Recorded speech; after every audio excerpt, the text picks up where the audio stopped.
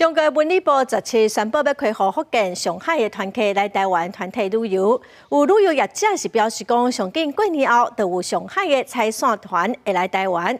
也不过，观光署是表示讲，目前是还未接到相关的消息。疫情了后，虽然两岸旅游还未恢复，也不过中国旅游业者自去年起积极来台参加旅展，两岸业者互动真接。这个月17，中国文旅部宣布最近开放福建、上海团客来台旅游了后，咱个业者也对中国业者发出邀约。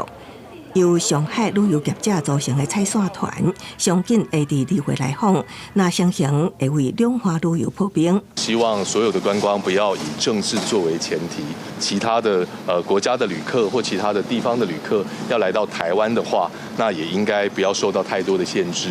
对上海彩线团特别来台，观光署长周英辉回应。也无法度证实。根据了解，这摆彩线团由咱国业者、相关工协会邀约，佮协助送件申请，流程拢在进行。来台天数是6至8日，行程佮疫情进前陆客团产品共款是宽度，也毋过台北会安排加一寡景点。入境业者其实都已经准备了很多的入境的行程，朝向长天数。